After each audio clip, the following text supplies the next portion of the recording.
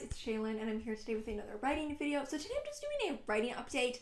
I usually try and do these like every few months, like twice a year maybe, and just talk about what I have been writing lately. I don't know when the last one of these that I did was, but I feel like it was a while ago, but I also feel like at the same time I have so few things to update on. Let's just have a little chat. I love catching up with you guys and I love hearing from you guys about what you're working on, so don't feel shy telling me about what you've been writing in the comments. I really love hearing it. It's like my favorite part of making these videos. The main thing that I was working on in this period of time was my novel Saltbirds, which, as I've said before, isn't actually going to be called Saltbirds, but that is the title you guys know it as, so that's just what I am calling it for now on this channel, but that's like not gonna be the title.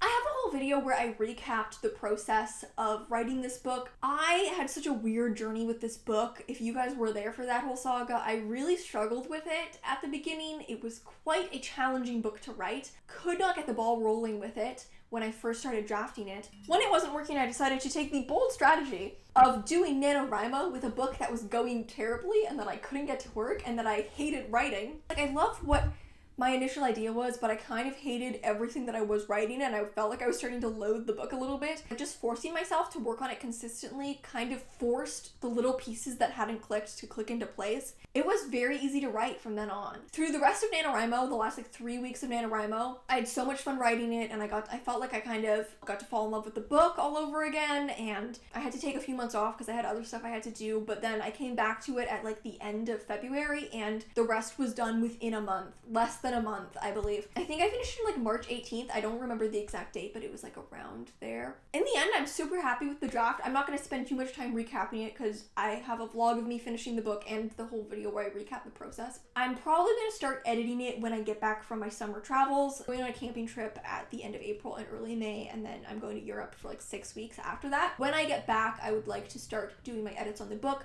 I don't want to leave it too long, and I feel like I don't have other huge projects in the way, so I would like to just get the bulk of the editing, like that initial big edit. For me, I think editing, usually there's like an initial big edit where I go through, work through the whole book and implement a lot of changes, and then usually do like a few drafts after that. Usually that's like my main editing and it takes a couple months. And then after that, it's more something that I can just come back to periodically. And there isn't really like a rush to edit it because I have like multiple other books that I plan to publish before this one anyways. I think I've learned it's important for me to do that big edit before I start another first draft. That's just to say that I kind of want to get that big edit out of the way as soon as possible, and I feel excited to do it, so I'm kind of excited to get back to editing this book as soon as possible, and I don't really have any other large projects anyways. My goal was to get Holding a Ghost. Well, I'll talk next up. We have Holding a Ghost. That was the next thing on my list. With Holding a Ghost, I feel like I've done a lot of the edits. Currently, it's what I'm doing right now as I'm filming this. I'm doing another passive edits. I'm in that kind of lingering edit stage where the bulk of the edits have been done, and I feel like now every once in a while I just have to come back and do a passive edits. My goal was to get it ready to go on submission by the end of the year. So basically what happened was I did the bulk of the edits last year and I was quite happy with them. With time, I felt like there are just a few parts of the book that I'm not happy. Like, I'm happy with like what happens, but I just feel like the actual writing is like not my favorite. But instead of just going back to fix those few scenes, I decided to do a editing pass of the whole book. And I think it's because I just finished Saltbirds and I feel lost with what to do with my writing, and working on a novel in like a full concrete way gives me meaning. And so I'm basically just rereading all of Holding a Ghost, even though most of the chapters I like barely make any edits because I'm actually very pleased with the writing, and so there isn't even much fine editing to do at this point. For the most part, I'm basically just reading the whole book just so that I can stop and edit like 5 chapters.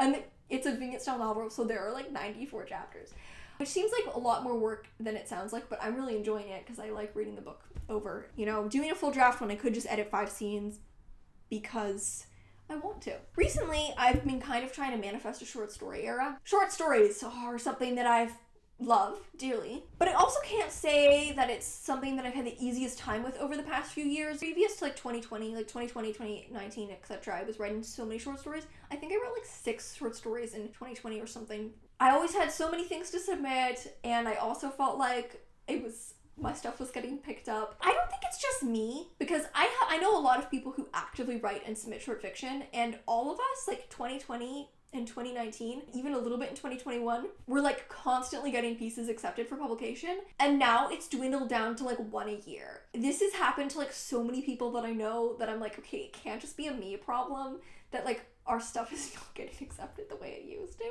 That's also in combination with the fact that I have not really been writing as much new short fiction, and so I feel like I felt very stalled with it. I have a lot of ideas for short stories, and so I've been trying to just write them. So the first story, it's a story called Birth of Dogs, and I literally started this story the year before in like May. Like I literally started it last May, and then I kind of got stuck, and I was like, okay, I just have to finish this story. I have to just write the end. I got stuck because I didn't know how to get through this one scene that I was on, but I pretty much know how this needs to end. Just get it done. It doesn't have to be perfect. So I wrote that whole story. I don't think I'm really going to bother submitting it because this story is very similar to my story How to Slaughter in terms of tone. This story is about a teenager. Her household is very emotionally absent. Her mom is an artist just focused on her new boyfriend and doesn't really pay any attention to the daughter. And the main character kind of falls in with this like hippie commune who recently arrived in the town that the story is set in, and kind of falls in with them, and she's just kind of looking for belonging there. And I feel like it's very similar to How to Slaughter. I actually kind of view them as a set. So I think they'll pair really nicely in my collection because I think the voices feel like they're in conversation with each other, and the themes. I don't really feel like I have to publish them both because I've already published How to Slaughter, so I think I'm just going to save this one for my collection. It's also a longer piece, so it's going to be harder to publish anyways. It's just great to finish the story, and I do like the piece. I really like the voice. The main character is so me-coded. Like, she feels like maybe one of the closest voices to myself. Not currently, but myself at 15. So much of that voice, I felt like I was directly drawing from myself at that age, which isn't something I normally do that much. But I also felt like I kind of was doing with How to Slaughter as well. The voice also felt like in many ways I was drawing from myself at that age. The kind of socially awkward gay teenager who really likes nature. Those kinds of characters, I feel like I really draw from myself because that was me. So then I wrote another short story. This one was just last week, and there was actually a different story that I was trying to write, and I'd been slowly trying to chip away on, and I'll talk about it in a second. I'm still in the middle of the draft. Hopefully by the time I post this video, I finish the story, but it's been a bit tricky. I sat down one day to work on this story, and instead, okay, tangent. Short stories will feel very easy to write if I can just hear them. If I hear the voice in my head, I can just sit down and follow the voice as it is coming to me. And I don't even really have to think about it. It's just like another voice, it's in my head. You know what I mean? I'm like hearing the voice of the story, and it feels like it's come from somewhere else. I don't even have to consciously think about it, and I can just write it down. And I feel like that happens to me with my novels, but I feel like I have not had that experience as much with my short stories, and I feel like it's why I haven't been writing short stories as much, because I have had a harder time getting that voice to just speak to me, and instead it feels like I'm having to consciously write the sentences, which is more difficult, and I feel like doesn't lend to that same type of trance-like writing. I'd been trying to write this other story, and the day before, I had gotten this really random idea for a short story, which I didn't even know. I was like, that's kind of a weird idea. What would I even do with it? Taking kind of the week off, I hadn't really done any writing since I finished Saltbirds. I'm like, gonna work on this short story. I'd really like to finish it. I think it's a cool idea. As I'm like getting ready to write, it's like the evening, I'm like doing my skincare. I start to hear the voice of this other idea. And the whole story just feels like it's there and it's speaking to me. I end up just writing the whole draft in one sitting. I don't do that, okay? That's not something that I do. I don't just write a whole story in one day. I've literally only done that once before, or kind of twice before. So that's not something that I do. I don't just write a whole story in one day, but I just sat down and it probably took like 2 hours and I just wrote the whole story, and it was 2,500 words, and I was really, really pleased with it. So it's called Our Mother's House. It's about a group of young girls who realize that there's this like weird old lady who lives kind of on the outskirts of their town, and realizes that as the kind of girls in their class have one by one started like visiting her, they disappear. It has kind of like almost like a Southern Gothic feel, I would say. Kind of the same plot as my story We the Girls, which is why I actually think I'm going to put this story in Pareidolia. So Pareidolia is my first short story collection. I finished what I thought would be the last story in that book in 2020. And from then on, I was working on my second collection, and We the Girls was actually the first story I wrote for my second collection. And We the Girls marked the beginning of my second collection because that was a story about the girls in a small town, which is threatened by like an active serial killer. and it's told from like their collective POV as they're kind of like all banding together to like protect themselves. And this story and Our Mother's House essentially have the same plot and the same narrative vehicles. They're both first-person collective narratives about the girls in a small town who are banding together because they're disappearing. Totally and aesthetically, they're so different. Like, We the Girls is quite dark and more like realistic, I would say, whereas Our Mother's House is more surreal and bizarre. And so I kind of was like, okay, well, I can't put these in the same collection because it's kind of the same story, but it plays out differently. And I kind of felt like Our Mother's House fit in better with Pareidolia. And the thing about Pareidolia is, like I said, I thought I had finished it in 2020. My initial goal when I was writing that book was a 60,000 word manuscript and 12 stories. I do have 12 stories in the book, but the manuscript is like 55K. It is so short. It is such a short manuscript. I have so many goddamn stories. I think I'm gonna put maybe 3 more and have like 14 or 15 stories in the book. I think Our Mother's House was what made me realize this, because I was like, this just fits with Pareidolia. It feels in conversation with stories like Kudzu Girls. I also want to further flesh out some of the themes in that book, especially like the queer themes in that book. That is a like kind of hetero book because I was closeted when I wrote it.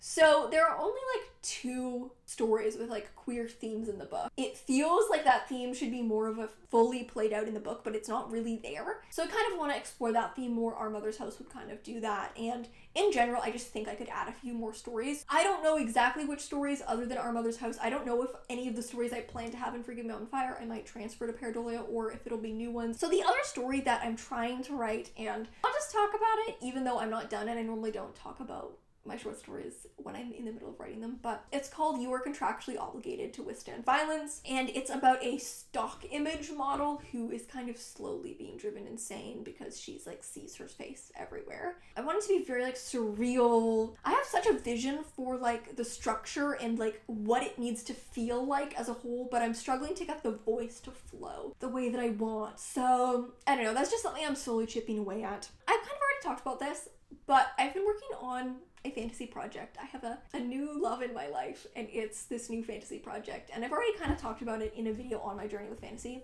Combination of 2 things: me wanting to write a fan fiction of Holy Ghost for myself and make it fantasy, but then coming up with a cool magic system where I was like, hey, I want to use that, and then also having a dream of those things kind of combined, and I was like, I'm gonna write this fantasy book.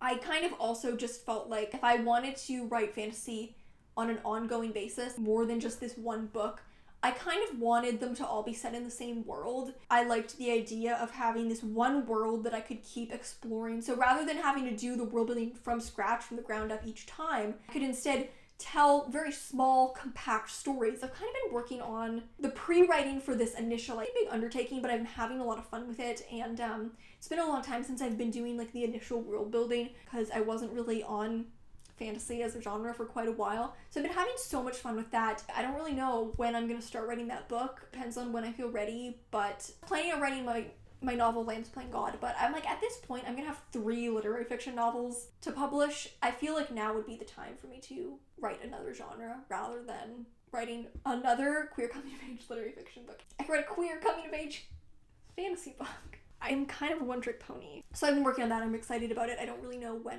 I'll start writing it, but if I feel ready, I might start it during NaNoWriMo, but it depends on so many things, and so I'm not really holding myself to that. I don't want to start a first draft before I'm ready. I want to, be careful to not start a first draft when I have too much else on my plate. So it just depends on the state of other things. I have one piece of news for for publication.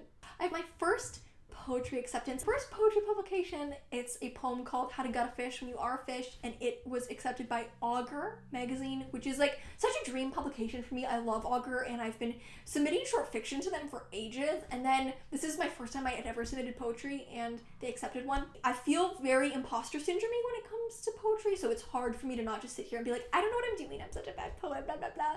And I am really excited about it just because like it's the first time I've ever published a poem, but it is also like scary because in some ways I don't feel as confident with poetry, and so it's scarier to like be sharing it. I wrote this poem so long ago. I literally wrote this poem in 2019, and I just never submitted it because I feel like I don't submit my poetry because I don't have the confidence to do it. If that issue is out, it's linked in the description, but if it's not, I'll post about it on Twitter. That's all for this video, this writing update. Like I said in the beginning, please tell me what you guys are working on. I would love to hear it. I love hearing what you guys are working on. It's like my favorite part of posting these videos. So please, and if you've had any work published, tell me about it. Tell me where I can read it. If you're working on something new, something exciting, I don't know, whatever it is. That's all for this video. Thank you guys so much for watching, and I'll see you in another video.